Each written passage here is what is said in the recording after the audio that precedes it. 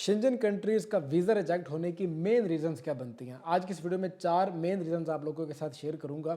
Number 1 पे जो main reason बनती है गाइस, आप जिस कंट्री का वीज़ा अप्लाई कर रहे हो या जिस भी कैटेगरी के अंदर, तो जो रिक्वायर्ड चेक लिस्ट होती है, डिमांडिंग जो डॉक्यूमेंट्स होते हैं, वो डॉक्यूमेंट्स आप सबमिट नहीं करते। इस वजह से आपका वीज़ा रिजेक्ट किया जाता है कि आपने जो चेक लिस्ट एम्बेसी ने मांग रखी है वो आपने प्रोवाइड नहीं की एम्बेसी को।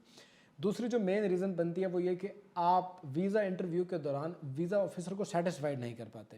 आपसे जो सवाल जवाब पूछेगा वीज़ा ऑफिसर, वो उन्हीं डॉक्यूमेंट्स के रिलेटेड पूछेगा जो आपने सबमिट किए हैं। अगर आपने स्टूडेंट वीज़ा अप्लाई किया तो वो आपसे उस कंट्री का, उस यूनिवर्सिटी का, उसके प्रोग्राम के हवाले से बात करेगा जिसके अंदर अप्लाई करके आप वो वीज़ा लेना चाहते हो। तो जो डॉक्यूमेंट आपने सबमिट किए होंगे वही आपका सिलेबस होता है। वो आपको पता होना चाहिए कि आप किस यूनिवर्सिटी में जा रहे हो, प्रोग्राम क्या है आपका। और अगर आपने वर्क वीज़ा अप्लाई किया तो फिर आपको ये पता होना चाहिए कि आप किस कंपनी में जा रहे हो, आपकी जॉब क्या है, ड्यूटीज़ क्या है, सैलरी कितनी है आपकी। आपको कंपनी का नाम पता होना चाहिए। और अगर आप विजिट करने के लिए जा रहे हो तो फिर आपको पता होना चाहिए कि आपने वहाँ जाके कहाँ कहाँ घूमना फिरना है, एकोमोडेशन कहाँ पे आपकी।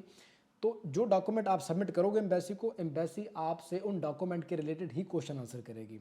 तो वीज़ा ऑफिसर को सेटिस्फाइड नहीं कर पाते लोग, इस वजह से रिजेक्शन आती है। ये दूसरी मेन रीज़न है।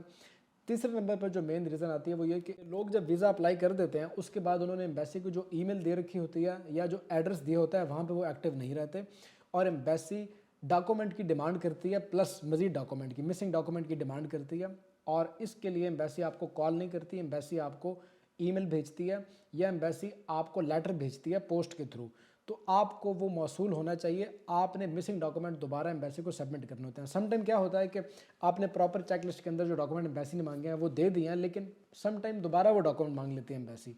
तो एम्बेसी आपको जिस ईमेल एड्रेस के ऊपर जो आपने दे रखा है उसी ईमेल एड्रेस के ऊपर आपसे डॉक्यूमेंट मांगेगी, या फिर जो एड्रेस आपने दे रखा है वहाँ बाय पोस्ट आपको लेटर जाएगा कि मज़ीद डॉक्यूमेंट सबमिट करें।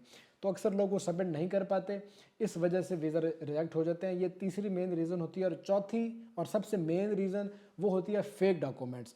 अक्सर लोग मुख्तलिफ एजेंटों के हथे चढ़ के फेक डॉक्यूमेंट बनवा लेते हैं और एम्बेसी में फेक वर्क परमिट सबमिट करते हैं, क्योंकि अक्सर एजेंट इस वक्त गल्फ़ कंट्रीज में, पाकिस्तान में बैठ के फेक डॉक्यूमेंट्स जारी कर रहे हैं, फेक वर्क परमिट्स आगे सेल करते हैं लोगों को बेचारों को इतना इल्म नहीं होता और वो फेक डॉक्यूमेंट लेके एम्बेसी चले जाते हैं और फेक डॉक्यूमेंट्स की बेस पर लोगों के वीज़ाज़ भी रिजेक्ट हो जाते हैं। तो एम्बेसी जाने से पहले आप अपने डॉक्यूमेंट्स की वेरिफिकेशन करवा सकते हैं हमसे कि आपके डॉक्यूमेंट ओरिजिनल हैं या फेक हैं, या आपने जो फाइल एम्बेसी में सबमिट करनी है क्या वो परफेक्ट है या उसके अंदर कोई मिस्टेक है।